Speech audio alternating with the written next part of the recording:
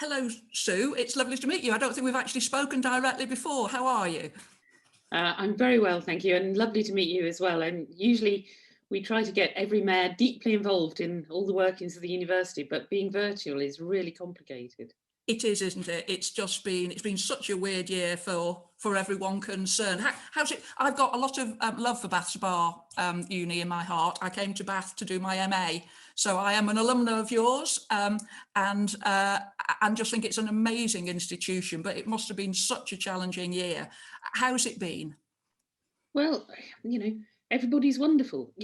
Students are doing their best and staff are doing their best. And back in March, when we realised that we had to go into a virtual learning and teaching, we managed it. We co-created that with students. We brought them in and asked them what would work for them. And we worked out a complete university going online in 4 days. So, in a way, it's just reinforced that sense of what an agile and capable institution we are. And that's because of the people. It has no existence of its own. But equally, it's been hard. And I really feel for students who are in practical subjects, which is most of our students, because their access to kit this year has been very patchy. And, all of the really high quality investments that we've made in places like Locksbrook and at the Commons up at Newton Park have just stood empty for the majority of the year. Or people have been so socially distanced that, you had 4 people in a building that should hold 80. So, I think it's been a year of challenge, but as a community, we'll always rise to that kind of thing. But it'd be nice if it stopped quite soon. I think that's how a lot of people feel. We're sticking to the rules, we're doing what we need to do. But having said that, today's the first day. I looked out and I saw a couple of little bulbs pushing through and there's been a bit of sun. So I am feeling a little bit Pollyanna today. I am feeling a little bit like this may be coming to an end. One of the last things I did before we went into lockdown was come along to the Locksbrook campus. It's an amazing route. It's just stunning. You must be really proud of it. Yeah, we're absolutely thrilled. I mean, what makes Bath is the historic buildings, and Locksbrook Road was one of the great icons of Bath. It's much more recent than a lot of them, and it was just falling into dereliction. So when we bought it, we intended it just to be a storage facility, and then started to realise just what a good piece of architecture it is. It was so fantastic that the original architect could be involved in the redesign, and that we could stick with those kind of principles that he developed for what a building ought to do, which is allow innovation and creativity to kind of clash and to be flexible and so on. What I really want is to get back and use it properly. Because we barely settled into it. Some of the IT still doesn't. I shouldn't tell you that with your background, but we're still teething it really. And we're delighted with the kind of support we've had from citizens in Bath around it, because there was a lot of faff. Any building site is disruptive, but I think the result is really good. And I think you're right. And I think part of the reason that people appreciate it so much is it hasn't become a pastiche of old things. It's actually kept the heritage, and our industrial heritage is as strong, and our making heritage, our manufacturing heritage is as strong as Georgian or Roman in many ways, and it gets overlooked.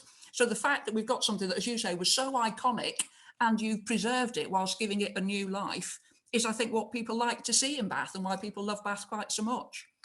Yes, and it really shows the way that buildings can be reimagined, where you keep the reality of them, but you change the purposing of them. Yes. I mean, I did a lot of my my course. I was at the Newton Park campus, and we were either in the castle, which was lovely, and at the time the creative writing MA also had a little porter cabin, which was less lovely, but it also inspired creativity. And what you said about the people is true. The bricks and mortar and what you've done with them is fantastic. But if you could go from a 99% real world university to online in 4 days, that is an absolute tribute to the people you've got. Yes, I think so. I mean, I feel guilty talking about Locksbrook sometimes because I really believe that universities are communities of people. And, it doesn't matter what the buildings are like. But having said that, if you can put a community of people in a fantastic building, they're likely to do more and better. Yeah, no, completely agree. I think we both met the Ethiopian ambassador last week, and I was explaining to him that Rigby isn't that common a surname down south? It's more of a northern name. Where are you from originally? What's your background? My parents come from Manchester, Oh, but we always assumed that the Rigby was Irish and had come across the Channel or the Irish Sea during the famine, because there's such a collection of Rigbys in Liverpool. What about you, Manda? Bolton. I'm Bolton, so Greater Manchester now, Lancashire. When I was there, and yes, it's I wouldn't say it's common, but there's a lot more Rigbys there than there are here. So I think he was quite disappointed. I think he thought everyone in Bath was called Rigby, because he was only seeing 3 people and 2 of them were Rigby. So I had to disillusion him. But that something else that I was really inspired by, that the close links that he's building with your university, and the fact that you are such an outward looking university, doing all these things that actually I think a lot of the citizens of Bath would be fascinated by, but maybe know less about. Yeah, I mean, one of the real strengths of Bath Spa University is the international links, and mercifully they were never built around the EU. They were built around what we call the Global Academy of Liberal Arts Universities, Cllr. And it's a loose association of universities that are friends, effectively. Right. But during the last 3 years, we've built out very strongly into Africa, particularly sub-Saharan Africa. And we've been so lucky to get to work with the University of Addis Ababa, because it's one of the oldest universities in Africa. It's one of the top universities in the world. But of course, they struggle with enormous constraints on resource. What's been brilliant is that within 2 years of starting that partnership, we've got some really big grant collaborations. There's money flowing in as a consequence. And we've got enough funds to support, I think it's 20 staff a year coming over from Addis to Bath, and then 20 of our staff going out to Ethiopia, and working on a whole range of different projects. I mean, one of the things Ethiopia did a few years ago was really focus on secondary level education. And as a result, they've got a very highly skilled workforce now. And as peace starts to come, particularly to the south of the country, they're starting to really see that economic benefit. But they've not been able to put that resource into primary education. And obviously one of our strengths is primary education. So, we're seeing if we can't work with them to have a nationwide kind of impact on Ethiopia. And then the other piece, of course, I'd not realised before, is that Ethiopia is full of natural spas. Yes. So the opportunities that exist for Bath to kind of have a reach into the development of tourism and leisure facilities there is huge. And I think, what it really shows is that you never know when a connection is going to come good, do you? We should all be international, and most of those connections just lie fallow for a while, and then suddenly you get that opportunity. But Fairfield House is the connector. I mean, that will always be Bath's link with Ethiopia, won't it? Yes, no, absolutely. But you're right. One of the a disappointment has been that most of my year as mayor has mainly been virtual. And you don't sometimes get some of the same links, but you do try and do it over Zoom. But one of the joys in general is, there have been days when I've had chats with 2 or 3 people, and by the time I've talked to the third one, I've suddenly thought, I don't know if they know that first person I've just spoken with. And actually, now they've just said that, wouldn't it be good if? And those connections, it is that thing about the whole being greater than the sum of the parts. It's part of the joy of doing it, because there are so many interesting things. And you know what, some of them may be ideas that go nowhere, but at least you've explored them. Others of them will be ideas that could be transformative. As you say, the spa project in Ethiopia could actually transform the whole of the economy of that country.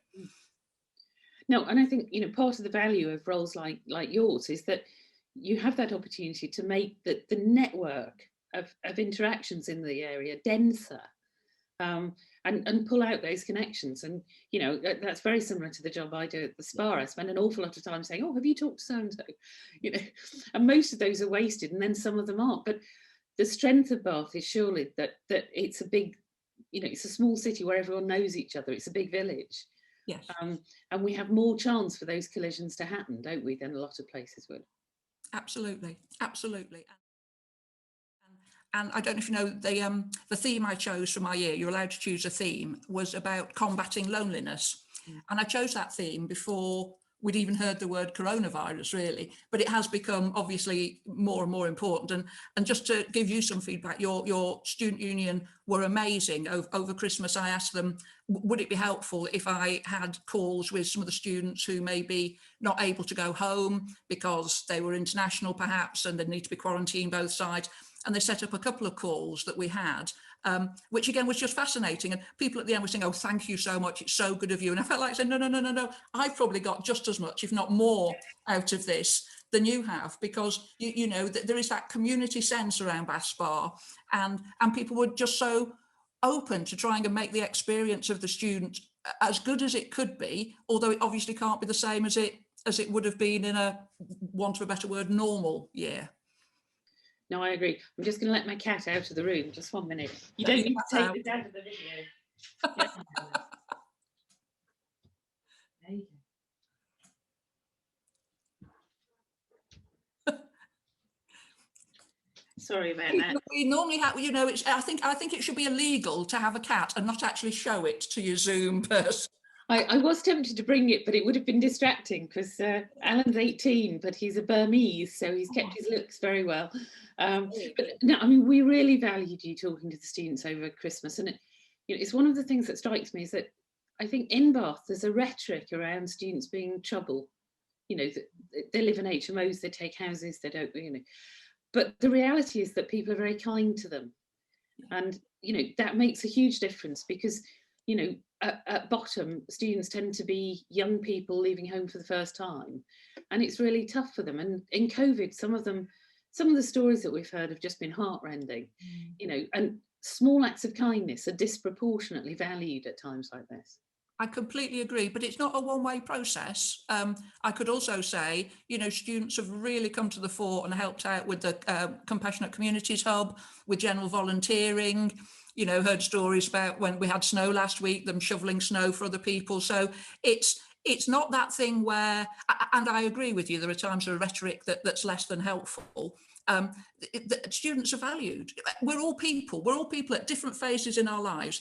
And as you say, if you're an 18-year-old, never been away from home before, and suddenly you can't go out and meet lots of new people because all the pubs are shut, it must be quite isolating. My son is an undergraduate at the University of Glasgow, and he was one of the first halls to get COVID and be locked down. And in post-it notes, they wrote on the window, "Need help, send beer." And they got 5 cases of beer sent by anonymous donors. And honestly, he'll never forget that, you know, because it was so kind and such a kind of positive response. Yeah. And, you know, it's not to say we don't understand that students are a challenge for Bath, but they also add richness. I mean, I read in your biography that you kind of came for that second degree and then stayed because you liked it. And we did some work a year or so ago looking at trainee teachers. And we pull in trainee teachers from about 150-mile radius, lots and lots from Birmingham and the South Midlands, as it were. And then the majority of them end up working in Bath or in the area immediately around it. So, you know, relatively, we're better supplied by good teachers than the areas these people are coming from, because they arrive in Bath, like it, like the schools, like the people, choose to stay. And there are ways that I think universities can act as magnets for the kind of employment that's needful in an area. Yeah, no, I agree. I think sometimes the trick is how to retain people afterwards, given the prices of houses and amount of commuting and whatever. But you're right. I mean, I'm not particularly spiritual, I'd say, but I thought I was taking a year out of my normal life to come and do the MA and then go back to it. And I drove into Bath. I lived in Windsor at the time. I came off the M4 and did that bit where you've just gone through Pennsylvania and you can see Bath Lake. And something in me just went, home, this is home. This is home. And that was 10 years ago, whatever it was. And yeah, so you're right. Don't ever underestimate the value of what it means to have such a great, well, we've got 4 really in Bath. We've got yourselves, we've got the University of Bath, we've got Bath College, which is outstanding. We've got Norland Nannies. We're very, very blessed with higher education opportunities within our area. Yes, and the nice thing is that we're all starting to work together. So, you know, I'm sure you've come across it, but we're working with Bath College on a reskilling programme to help people recover from the pandemic, and then much more ambitiously on a project called iStart that also involves Bath University. which will provide a kind of hub in the city centre for innovation, research, reskilling, and that collider space where people can meet at all stages, and ideas can flow. And that's taking a while to get through all the permissions with the West of England Combined Authority, but it's going really well. And it's advantaged by the fact that there are enough of us in a small city to pull together and make a difference. And the council have been very supportive as well. And you just get a feel of ambition and potential coming together in a way that I think maybe 4 or 5 years ago we were all looking in different directions, and now a bit of us is looking into Bath and asking what we can do to help. It is. I mean, it's no one wants the pandemic at all. I'm not saying it's been a good thing in any way whatsoever, but there have been a few, and I'm sure you're working on this before, but it's kind of galvanized people slightly into working differently. And that's probably going to be my sort of last question to you, because we could chat forever. What is it that you're looking forward to now, maybe over the next year? What would you like to see happen? What are your aspirations? Well, I want to get students back in my learning spaces, and I want to walk around Newton Park and hear people practicing the saxophone. And we've got an open air amphitheatre. I want to see people practicing Shakespeare again, and I want to walk into Locksbrook Road and smell the paint and hear people talking about art, and get it all back into a physical space. Because a lot of the rhetoric that we've heard, I think, has been about, now we're digital, will we ever want to go back? We've learned a lot about teaching digitally, and we won't return exactly to where we were before. But what it's really taught us is that we're a place-based institution, and we really want to get back to that place. So I really, really want us to be, back in our buildings and back interacting with people in Bath. And enough of this Zoom, but it's been wonderful. And chats like this and interactions have really been possible that we thought were impossible before. But let's get face to face and have cups of tea. I agree. There's no substitute for face to face. It's better than nothing, and I'm certainly not knocking it. Otherwise, the Zoom gods will probably cut me off, and I'll never be able to do this again. But it's not as good as seeing someone face to face. So thank you for your time. It's been unbelievably appreciated. And I am allowed to use the phrase on behalf of the citizens of Bath. So on behalf of the citizens of Bath, you are an organisation that is incredibly valued.